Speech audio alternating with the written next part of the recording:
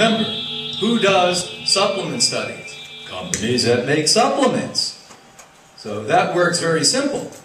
No matter what they find, what they're going to tell you is, hey, you need to take 18,000 milligrams of vitamin D. And if you take that, you're going to be great. And what I've noticed in the 40 years I've done this work is that there's a hit parade. And about every 3 years they put a new nutrient at the top of the list because you get bored. You know, they realize the public stops spending money at a certain point. It's about a 3-year threshold. And the latest hit is vitamin D. Now, for decades they've been telling you, God forbid, don't go into the sun, don't get vitamin D. Now all at once, every time you pick up a newspaper or a magazine, they link vitamin D to some ungodly disease. If you don't have 18,000 milligrams of vitamin D a day, your head's going to fall off.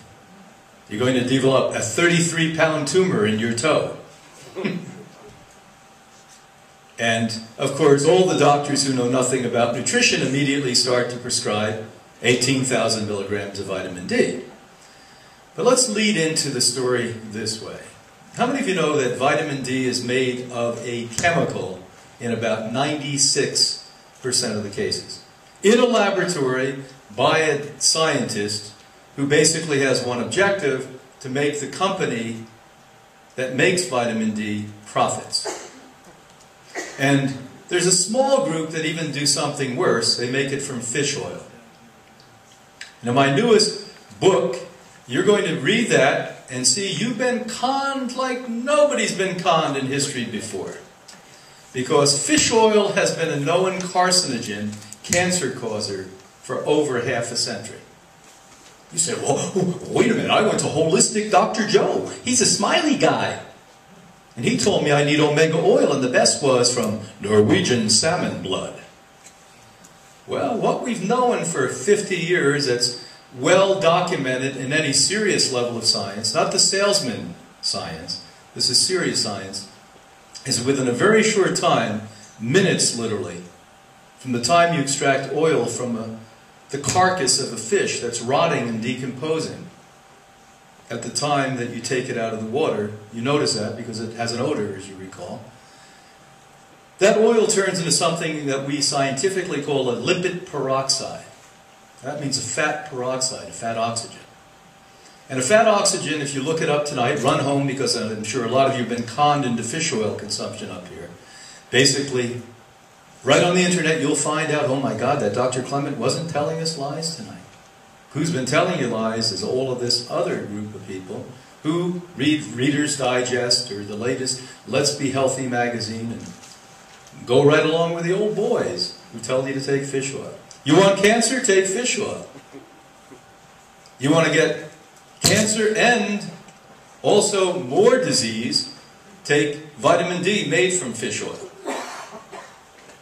Now, is omega-3 an important and essential nutrient? Yes. As days go by, we learn more legitimate goodness that comes from omega oils. But at the top of the list is chia seeds. And better than chia seeds is chia sprouts.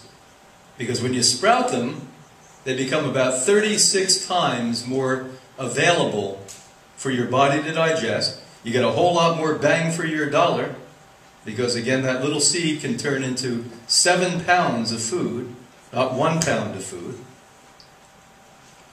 And a baby could digest it. Number 2, you should be proud because I'm going to promote a Canadian product. And of course you like this because it's the same as marijuana. Hemp. You're a little bit more civilized and far less Puritanian than Americans. You know, American, we're still debating about, should we still arrest, 30,000 people a year and put them in jail for marijuana smoking? That's a really good idea. But anyway, up here, you're literally using and creating the best hemp oil in the world. Number 2, legitimate omega oil. Sprouted flax. Guess who the #1 country in the world making flax and sprouted flax is? Give yourself a hand again.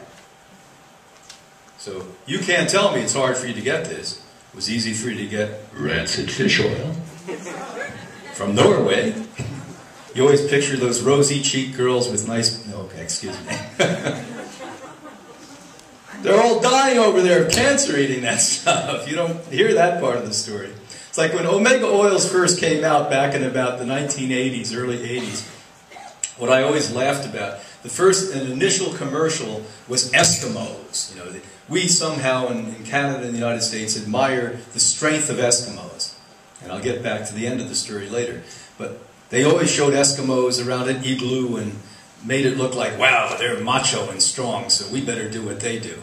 And little did people know that the average life expectancy of a male Eskimo that they were portraying as health nuts up there is 56 years old. So that's the part they always leave out. We have this romantic idea about things, but it's not romantic. So let's delve into it. So when I started to wake up in the mid-70s on this one, it was sort of, against everything I'd ever learned in school formally. I went back later, not so many years ago, I got a PhD in nutrition, and guess what? After 2000, they were teaching the same thing they were teaching 30 years before. That chemical supplements are absolutely no different than whole food supplements. Now, let's just take a breath and think about the level of arrogance it takes to believe that. This is a gross amount of arrogance. To believe that we as human beings, even those of us very well-educated human beings, have enough insight presently to tell you everything that's in a food. And how that food, symbiotically with cofactors and subcultures, create nutrient effecticity. But we somehow, of course, in science, think of everyone else as fools, which unfortunately most of you are, because you're out buying 15,000 milligrams of vitamin D a day, and fish oil that's rancid. And as a matter of fact, it's interesting, about 2 weeks ago we were in Mexico, and Anna-Marie and I sit at a table, just nonchalant, and they said, didn't you just have a new book come out called Supplements Exposed? I said, yes. They said, guess what? I'm a psychotherapist, and I shouldn't be telling you this, but one of my clients happens to be a major attorney who's now working with a group, a class action suit, international class action suit, suing the companies that make fish oil because it's a known carcinogen. Did you know that? I said, isn't that interesting? So do we know everything that's in nature? No. So let's give you a little bit of a ride back. We know that thousands and thousands of years ago that our indigenous ancestors actually knew or believed there was a life force or an energy or something good in food. So food became a medicine before it became a substance. People always considered food as a healing mechanism. As a matter of fact, that went on very much until my grandmother's generation. Because I remember back in the days when I still used to get sick as a little boy, which was quite often. Half the winter I was sick. How many of you remember that? I walked around with a cold sore and runny nose, and because I was fat, they thought it was cute. Oh, isn't that cute? His nose is running. No, fat. And basically, my grandmother, every time I got sick, would talk about food. Don't eat this, do eat this. But somehow, my mother's generation lost that, because that's when the TV dinners came out. And that's when they realized that we've got to get these families and break them apart. If they keep sticking around together, the wife's not going to go into the workforce. We have to break them up. So let's give them the boob tube. And they stuck you in front of the boob tube. And they started to lead you by the nose.